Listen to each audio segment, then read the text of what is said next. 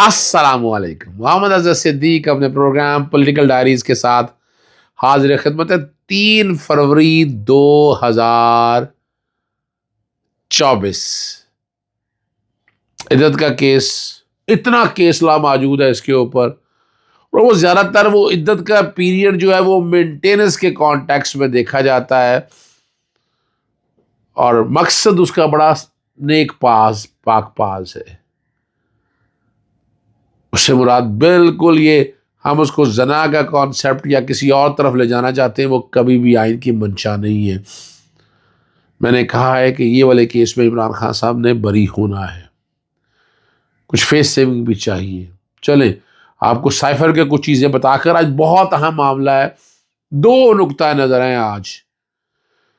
حفیظ اللہ نیازی بنام مظہر برلاس ہماری سوچ رکھنے والا آدمی جو ہم کہہ رہے ہیں، اور حفیظ اللہ نیازی جو پی ڈی ایم اسٹیبلشمنٹ یا باقی چیزوں کا نقطہ نظر ہے، اس کو آج میں کوشش کروں گا. اس میں دیکھیے سائفر پہ بات کرتا چلوں.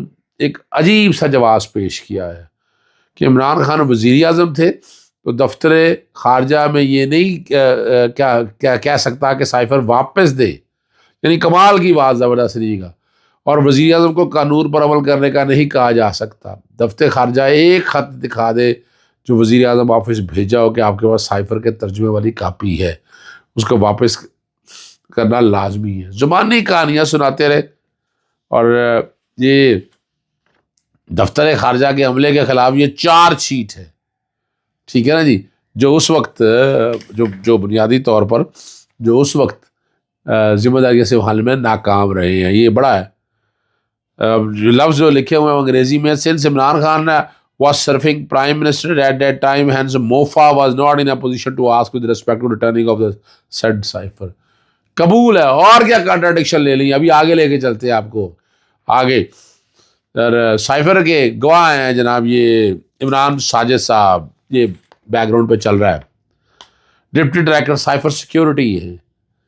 انہوں نے کہا جی اسے پبلک کرنے سے سائفر کمیونیکیشن سسٹم متاثر ہوا، اور سائفر سیکورٹی کے ڈپٹی ڈائریکٹر میں وہ کوڈ ڈی کوڈ کرنے کا ذکر کرتے ہیں کہ وہ ہے کیا. وہ کہہ رہے کوڈڈ وے آف کمیونیکیشن ہے موفا اور فورن مشنری بورڈ کے درمیان، ابراڈ کے درمیان، اور اس کو تبدیل کر دیا جاتا ہے اس کی اجازت سے. تو عمران خان کے پاس تو سائفر گیا ہی نہیں، تو سائفر کمیونیکیشن سسٹم متاثر کیسے ہوا؟ یعنی یہ دیکھیں یہ بڑا ہمیں یہ عمران ساجد کے بیان کا PW2 ہے. چلیں اس کو بھی پھینکتے ہیں سائڈ پہ. تیسرا جو ہے کہ عمران خان نے اپنے حلف کی خلاف ورزی کی ہے، اور انہوں نے اپنی ڈیوٹیز دی ہیں باقاعدہ، اور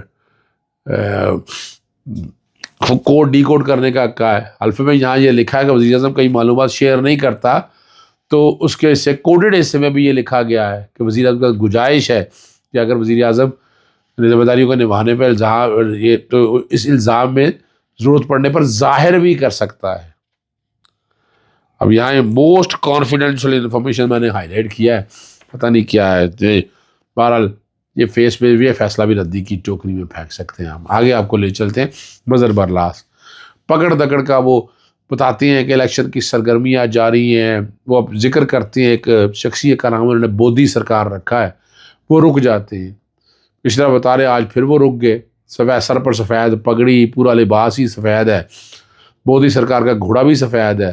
وہ بیٹھ گئے، ارد گرد 10-12 افراد بیٹھ گئے. یہ افراد آپس میں عمران خان کو ہونے والی سزاؤں پر گفتگو کر رہے تھے. چائے کا دور چل رہا تھا. ان 10-12 بندوں میں سے ایک نے مودی سرکار سے سوال کیا اب کیا ہوگا. مودی سرکار نے سوال کرنے والے غور سے دیکھا اور مجھے کہنے لگے بڑے تیز بندے ہیں تمہارے پاس. خیر میں اس کا جواب دیتا ہوں. اچھا ہوا تمہارے ساتھ، ذرا سنیے گا دھیان سے. تمہارے ساتھ یہی ہونا چاہیے تھا عمران خان. تم ناقدر لوگ ہو. وہ ملک کو بحرانے سے نکالنے کی کوشش کر رہا تھا، لیکن اس دور میں کرونا رہا، مگر پھر بھی جو گروتھ ہے GDP کی وہ 6.2% پہ لے گیا. ایکسپورٹ میں ریکارڈ فیصد اضافہ کیا. 30 سال سے بند ٹیکسٹائل چلا دیے، کسان کو خوشحال بنا دیا. ہر ایک فرد کی جیب میں صحت کے نام پر 10 لاکھ روپے ڈال دیے. اور دور دراز سے آنے والوں کے لیے پناہ گاہیں بنا دی، بھوکھوں کے لیے لنگر خانے کھول دیے۔ ماحولی تبدیلی کی بات کرتا، 50 سال بعد اس نے 10 ڈیموں پر کام شروع کیا۔ وہ ایک نصاب کا قائل تھا، اس نے قرآنی تعلیم کو لازم قرار دیا، اسے سیرت نبی کریم صلی اللہ علیہ وسلم اتھارٹی قائم کی، اسے دنیا کو بتایا کہ جب کبھی توہین امیز خاکے شائع ہوتے تو ہمارے دلوں کو تکلیف ہوتی ہے۔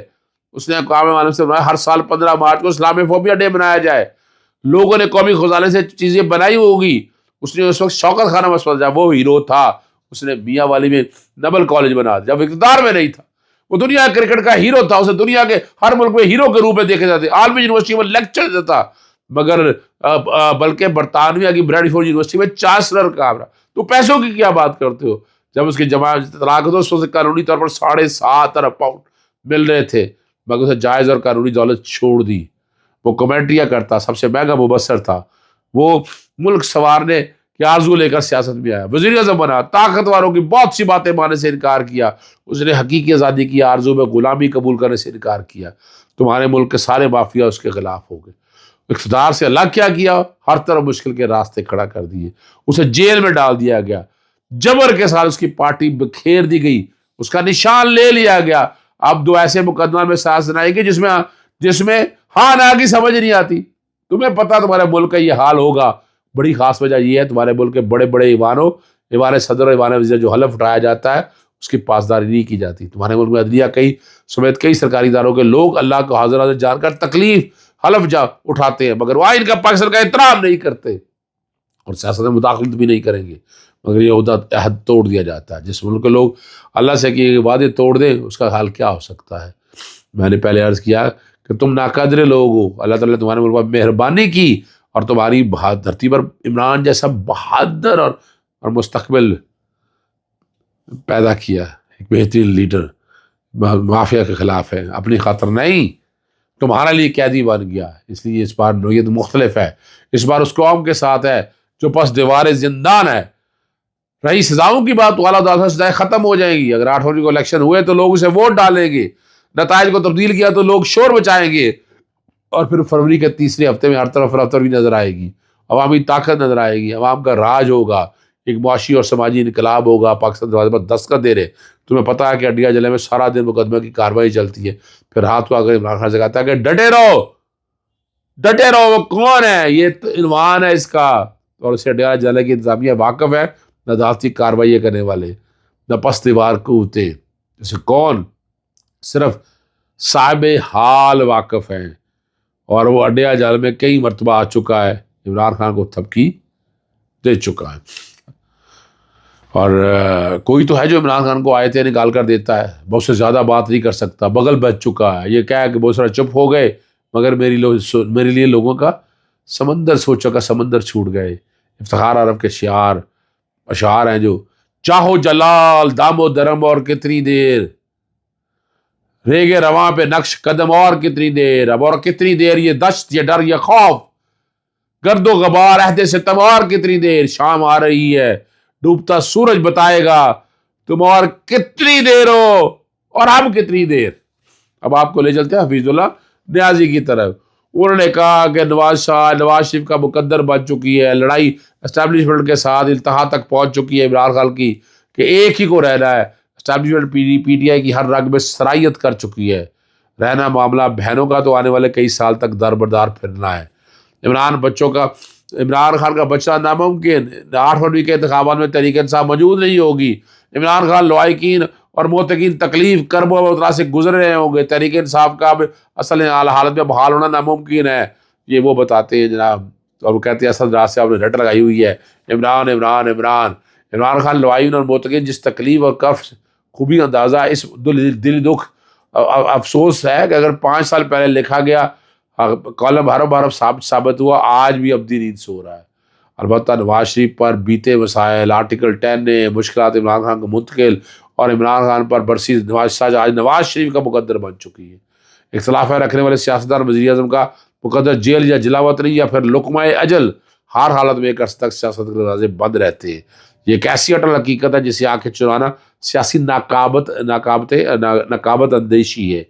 کل ہی عمران خان کی بہن نے جب صورتحال اور حالت زار و جامعہ نقشہ 2 حرفوں میں بیان کیا، کہاں گے وہ وکلا جو کہتے تھے وکلا لشکر بن کر ٹوٹ پڑیں گے. سارے وکلا عمران خان کی کم پرسی میں چھوڑ کر اپنی اپنی الیکشن کمپین میں مصروف ہیں. اب یہ میں نے آپ کے سامنے گوہر خان کے بارے میں باتیں انہوں نے بڑی کی کہ گوہر خان جو ہے قطن واقف نہیں ہے، اسٹیبلشمنٹ ہر رگ میں سرایت کر چکی ہے.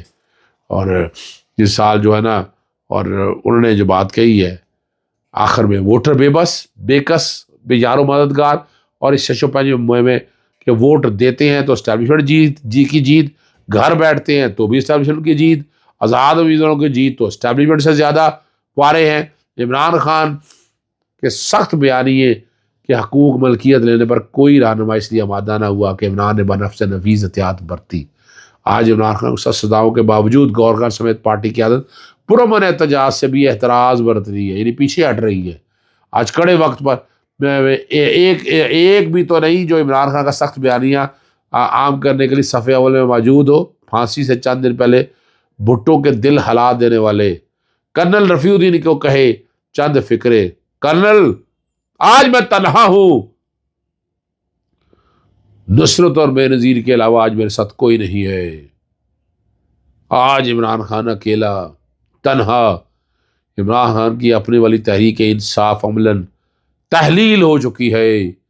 عمران خان کی متاع سیاست لٹ چکی ہے. وائے ناکامی، متاع زندگی و کارواں، سیاست سب کچھ جاتا رہا. یہ اس کے الفاظ ہیں. فیصلہ آپ نے کرنا، میرا فیصلہ میرا ووٹ مظہر برلاس کے کالم کے ساتھ ہے.